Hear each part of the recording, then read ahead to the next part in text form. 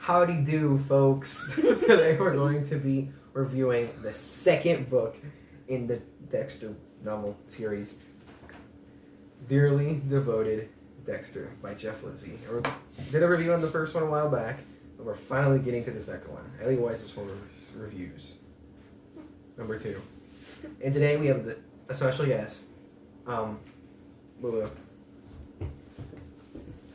I promise he'll be here in a second.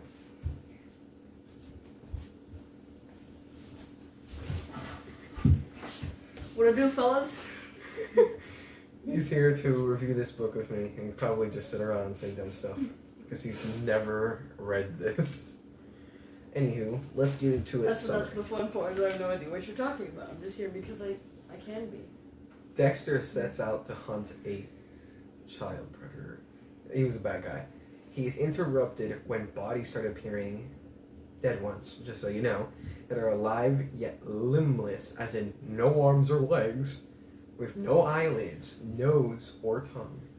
They were basically, or I think what they were called in the book was stubs.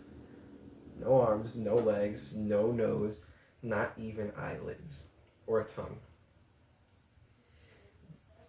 Basically, they were breathing torsos. Pretty vile, don't you think? Yeah.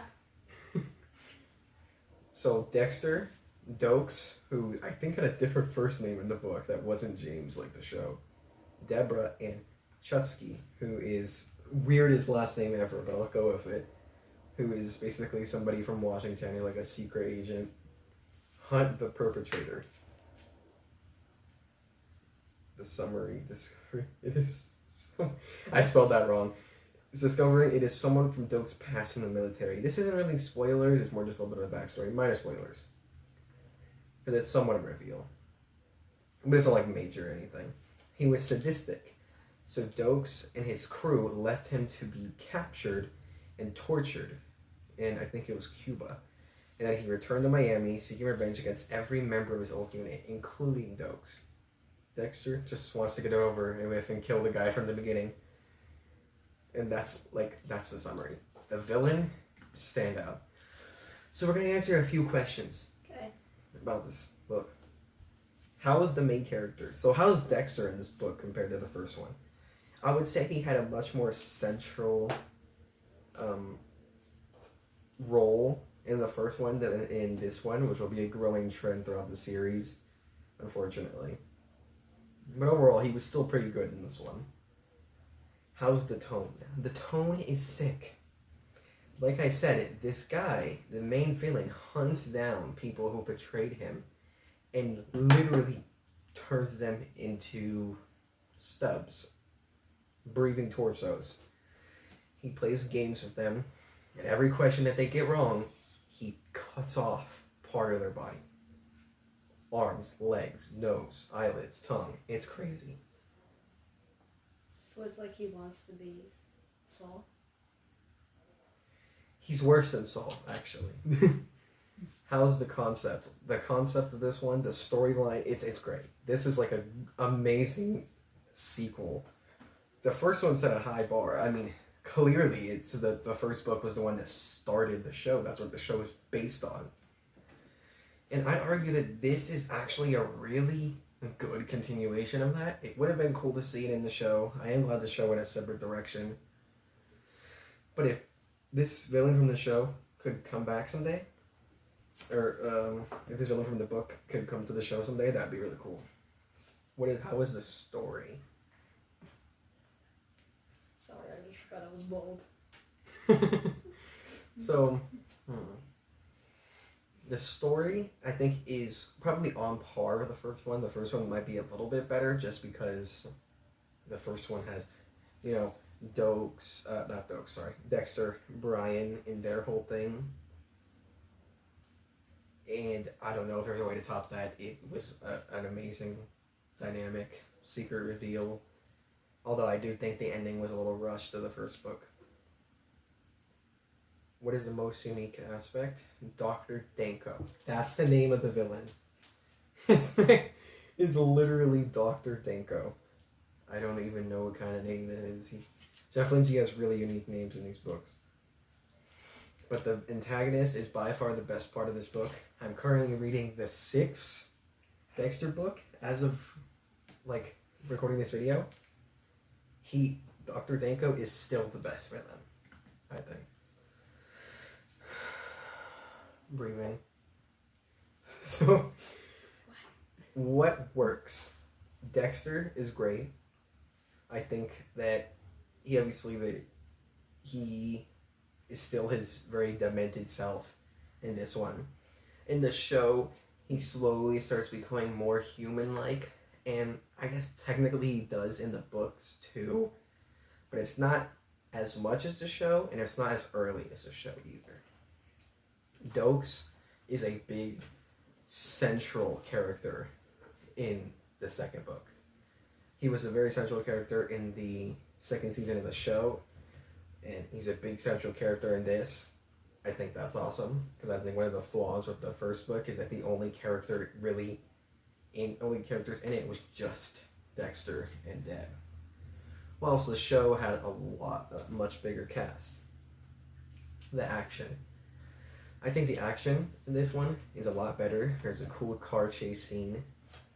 I remember exactly when it was, but the action in this one was significantly better. Do you agree? You haven't read it. He hasn't read it. He probably shouldn't read it.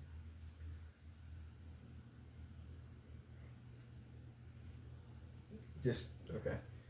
The story is really good. The villain and his motive is really great, and the suspense is crazy. Especially because you know who the bad guy is going after, and you know that it's up to basically Dexter, Dokes, and Deb to protect those people, one of which was Dokes. What doesn't work in this one? I think that it carries a big flaw from the 1st book, being that does it improve a little bit with the characters from the 1st one? Yeah, because Dokes is in it a lot more. But that's one new addition. And it's not necessarily a new addition. He was in the 1st book, but he wasn't as big as a character. But other than Dokes, there still really isn't that much character stuff. There's no Masuka from the show and, Batista from the show. And they're pretty cool characters, right? You kind of remind me of Masuka a little bit. Because I'm bald? That, not just that, but yeah, that's definitely part of it. The ending? I don't know if I should take that as an insult or not. It's a compliment, don't worry. It's pretty funny. It's a compliment, don't worry. The ending is incredibly rushed in this book. Just like the 1st one, most of the ending can be, tied up in one chapter. It is so slow. What are you laughing at? I'm not. I'm yawning. It is just not slow. It's too fast. Like the build up, the suspense, the tension in this book is crazy. But it just wraps up too quickly. Stop laughing. What is wrong with this guy? Go on. Go on. There's not enough time on kills, I think, in this book. Meaning that in the show, and I know I'm going to keep bringing up the show, I really shouldn't because they're completely different. But the show has a lot of scenes where he's talking to his victims, Like he's speaking to them, you get to see him set up the stuff, you get to see him talk to them while they're tied up. And you get that somewhat in the books, but it's much rarer than the show. And this is also the part where Dexter starts to feel like a side character. Meaning that he's a blood spatter analyst. He's not a cop. So a lot of the time you sit around and you think, how does a blood spatter analyst end up in the situations that he ends up in? And the explanation most of the time is just that he tags along with Deb. But when that dynamic starts, it just starts feeling like Deb's like the main driver and he's just on the side. I think the show does a much better job showing why a blood spatter analyst, someone who should go to crime scenes and that's pretty much it, would end up in the situations that he ends up in.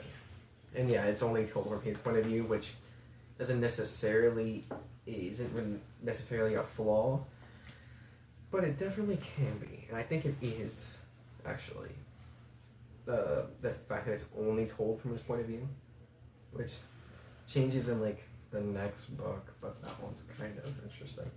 That one's gonna be a fun one to talk about because that one is very controversial. So would I recommend it? Yes, though I don't think it's as good as some of the show's peaks.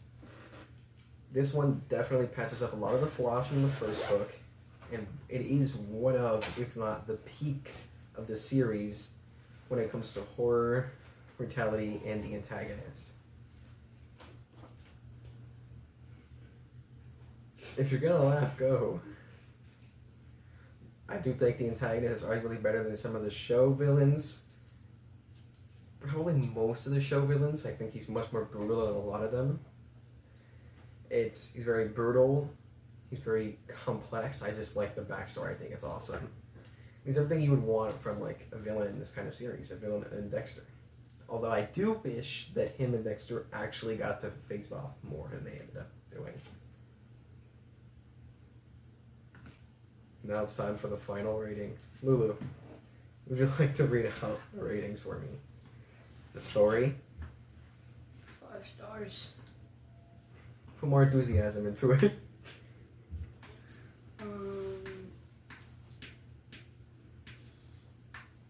5 stars. 5 stars. Action, 4.5 stars. Or 4.5, 4 out of 5 stars. The ending, 3 out of 5 stars. Like I said, very rushed. The characters, 3 out of 5 stars. Better than this first one, but not an amazing step up. Dexter, 5 stars. I think he's pretty cool. The tension, 3 out of 5 stars. A little bit more tense than and suspenseful than the first one, I think. The villain, 5 stars. So far, they're pretty peak for villains as of the second installment in the series. And overall, I give it a 4 out of 5 star rating. So, to close it off, Feeling Devoted Dexter is a thrilling sequel to Darkly Dreaming Dexter, the first one, and it arguably surpasses it with its storyline, antagonist, action, horror, and brutality. But with that being said, it has its flaws. It doesn't have as many detailed kill scenes as I would like it to have. And it also doesn't have a proper connection between the antagonist and the protagonist.